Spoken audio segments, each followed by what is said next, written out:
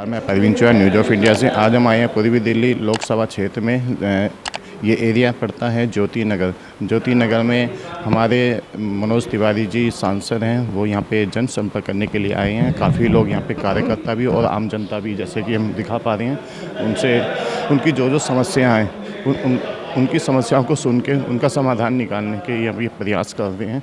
और ऐसी ये जनसभाएं ये करते रहते हैं जब भी इनको समय मिलता है। समय समय पे ये जनसंपर्क ये करते रहते हैं, आम लोगों से ये मिलते हैं, जो भी समस्या होती हैं उन समस्याओं को किस तरीके से हल करते हैं उसके लिए ये लोगों के बीच में आते हैं। लोगों के बीच में आके उनकी जो भी समस्या होती हैं उनका निवारण करते हैं। अब हम मनोज तिवारी से भी बात करना चाहेंगे। अब ये दिल्ली की सरकार बनी है जी, जनता ने विश्वास करके भारी मतों से सरकार बनाई है। अब ये जो गारंटी वाली थी वो चीज़ें अब कब तक आगे ये कंटिन्यू डिलीवर कर पाएंगे? देखिए कई चीज़ें तो हमने शुरू कर दी, जैसे आयुष्मान योजना पहली कैबिनेट में पास कर दिया। अभी होली बीती है, 8 मार्च को महिला दिवस पे हम लोगों ने पूरे दिल्ली को ये भी बता दिया कि जो 2500 रुपये प्रत्येक गरीब महिला को मिलने वाला है उसका भी कैबिनेट ने फैसला कर लिया। अब उसके कैटेगराइजेशन का काम चल रहा है, सूची बन रही है कि कौन कौन उसके अंतर्गत आता है।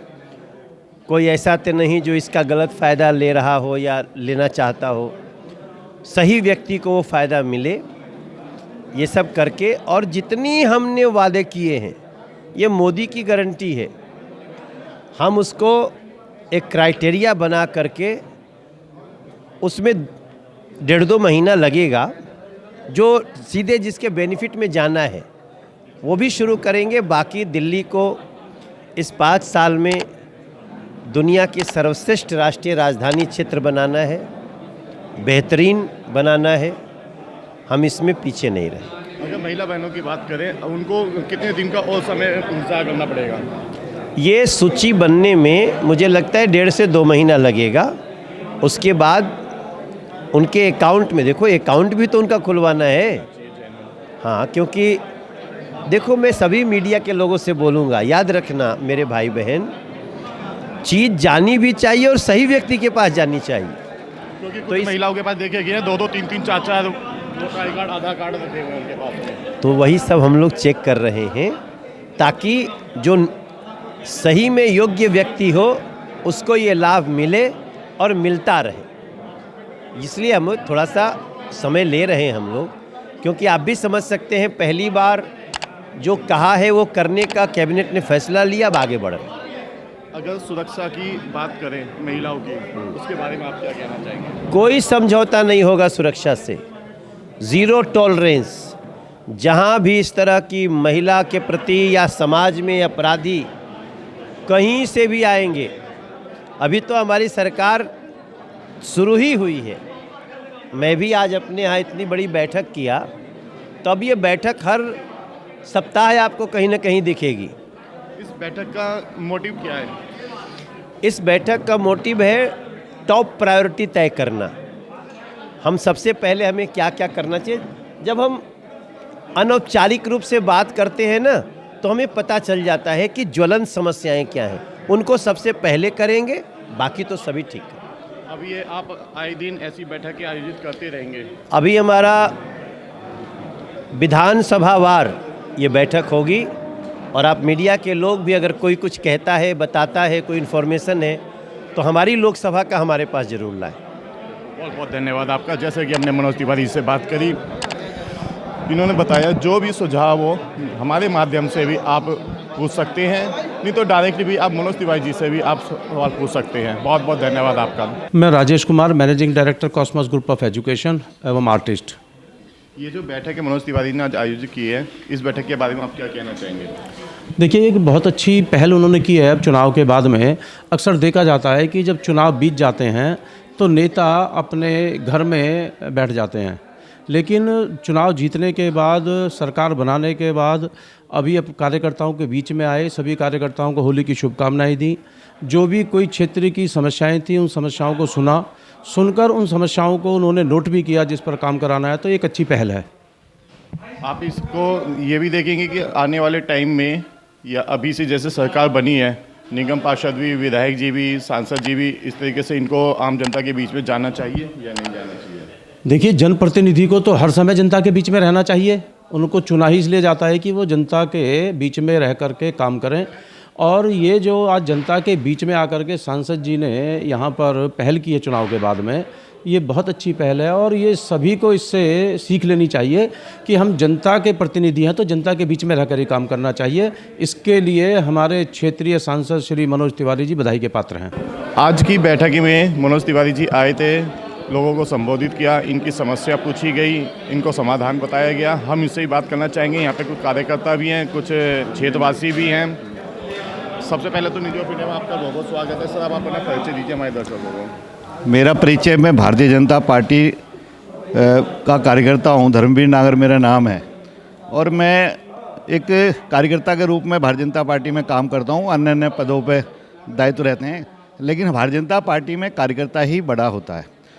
आप अभी आप आए हैं, सांसद, हमारे जो लोकप्रिय सांसद हैं श्री मनोज तिवारी जी, उनके कैंप कार्यालय। अभी हम 27 साल के बाद हमने दिल्ली में सरकार बनाई है।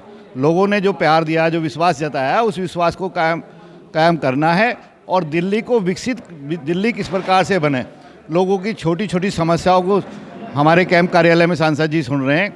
और उन्हें कहा कि हम हर विधानसभा क्षेत्र वाइज जाकर इन समस्याओं को सुनकर उनका समाधान निदान करेंगे। उस दिल्ली को देश की राजधानी कैसे सुंदर और विकसित बने, इस पर हम कार्य करने में जुट गए हैं।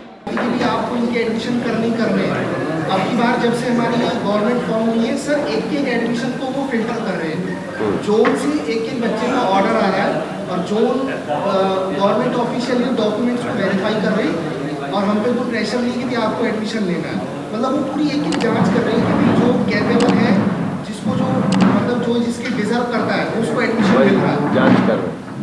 कोई विषय जो जरूरतमंद है उससे कोई मिलना चाहिए फायदा। ऐसा नहीं है कि पता होगा एक एडमिशन रिफ्लेक्ट हो रहा है वेबसाइट में। लेकिन ये ठीक नहीं होगी, ये हमारे लिए किसी की ठीक होगी नहीं। हमारे केवल 5% बन सकते हैं, किसी की नहीं बनेगी। ये केवल एक साइड बनेगी, तो इस पर आप ध्यान रखो। हम तो कहे बंदी और अच्छा महिलाएं सब ये कहती है कि हम तो कुछ काम करती नहीं है, हमारे हस्बैंड मिल सकते हैं 50,000 हमारे लाख कमा रही है, हम कुछ नहीं काम करते, हमारे बीजेपी को वोट नहीं है। जिनमें मेरी दुकान है सर, नहीं वो तो 4 लोग आते हैं और हर महिला एक चीज़ कहती है, हमारे पास तो कहीं से कुछ इनकम लाभ चाहिए। देखिए, गरीब एक व्यक्ति नहीं होता, उसका पूरा फैमिली होता है। पति, पत्नी, बच्चे सब उसमें इंक्लूड होते हैं। नहीं, उसकी तो जांच हो जाएगी। रिटायरमेंट के बाद में हमें कोई मेडिकल एड नहीं मिलता और हम लगभग 18 से 20 हज़ार आते हैं। तो हमारी सरकार नहीं थी और अब हमारी सरकार आ गई तो इसका कुछ कराया नहीं। कोई मेडिकल एड रिटायरमेंट के बाद नहीं, सब 500 रुपये पेंशन में मिलती है डीटीसी को, डीटीसी में रिटायरमेंट कर्मचारियों को। तो पेंशनर है जी, उनको 500 रुपये पेंशन में लग के मिलते हैं सर। कोई मेडिकल एड नहीं। हम 18 से 20 हज़ार आदमी हैं जो परमानेंट वाले जो रिटायर है परमानेंट। अब तो हमारी सरकार नहीं थी जी, फाइल जाती है वापस आ जाती है जी, कुछ कराया जाता है। पीछे आप लोगों ने इस बात को रखा था। हम रखा जी, दूसरी पहली सरकार के सामने भी तो फाइल जाके कि अलग बोर्ड है जी, बोर्ड में जाती है फाइल, फिर वापस आ जाती है। एक हमको ना इसका लीक, एक तो अभी थोड़ा सा कागज़ पे आप इनसे अलग से लो, करते हैं बात, ठीक ना? कहाँ रहते हैं आप? अच्छा, राजकुमार जी के यहाँ, दयाल। ये भैया सीनियर सिटीजन बहुत आते हैं, रेलवे की जो छूट बंद हो गई है उसके लिए बहुत ज़्यादा वो रहती है। जो पहले छूट मिलती थी 30% की सीनियर सिटीजन को, तो उसके लिए बहुत ज़्यादा डिमांड आ रही है, बहुत ज़्यादा। मतलब वो कैडेट बांटते हैं, तो आपकी सरकार सब जगह फिर भी बंद कर दी। पहले आपकी सरकार ने की तो सबको मिलती थी, कोरोना से बंद हुई है भैया। उसकी चर्चा होती है, हर जगह चर्चा रहती है भैया। बंद होगा उसे चालू। इसको तो मतलब पूरे देश के लिए, तो खाली एक जगह के लिए नहीं है। सीनियर सिटीजन को हाँ जी, 30% 30% की छूट मिलती थी यात्रा में। यात्रा में मतलब चर्चा होती है 60+ को। जी 60+ को पहले 50% छूट मिलती थी। नहीं 50 नहीं, महिलाओं के लिए 50 और जेंट्स के लिए 30 ऐसे थी।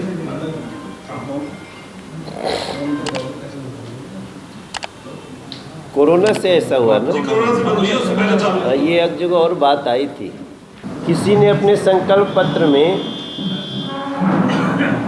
ये नहीं लिखा था कि हम किस महिला को देंगे। पहली बार बीजेपी ने स्पष्ट लिखा है हम प्रत्येक गरीब महिला को। तो बीजेपी की यही खासियत है कि हम क्लियर कट देते हैं। जैसे मान लीजिए अभी आज कोई और कहे नहीं हमको क्यों नहीं, तो देखिए कैटेगरी तो ये तो संविधान में ये नियम है कि आप राज्य के बजट का 8% ये वेलफेयर स्कीम दे सकते हैं। तो उसका बजट है।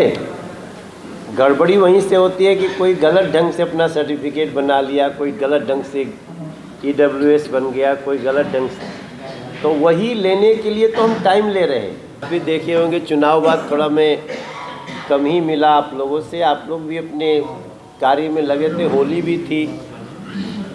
तो ये जो विषय 2-4 विषय आए हैं, इन विषयों को हमने नोट किया, रिकॉर्ड भी किया है।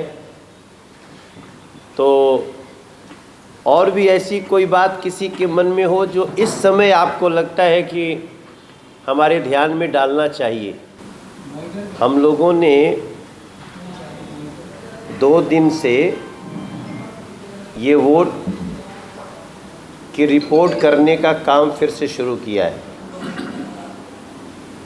आप लोगों से मैं सबसे कहूँगा कि किसी को भी लगता है कि कहीं गलत ढंग से वोट बनी है या किसी को लगता है कि कोई सही वोट कट गई है, तो इसकी सूचना अगर हम लोगों सीधे हमारे को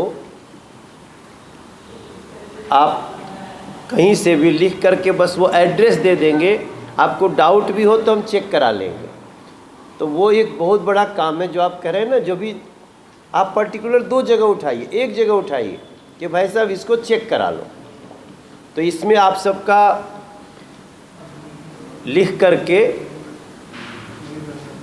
या तो यहीं पे आप, हम लोगों का कैंप कार्यालय है, यहाँ पे आप दे सकते हैं, नहीं तो आप अपने हमारे आवास पर भी भिजवा सकते हैं। मेरे इसमें ये काम करिएगा। निवेदन था मेरे स्पेशल है। हाँ, लेकिन जब पीछे बोर्ड बनाने वाले चेक के लिए आ रही थी, वो आधार कार्ड अटैच कर दिए, प्रेशर कर दे आधार कार्ड से अटैच करने के लिए।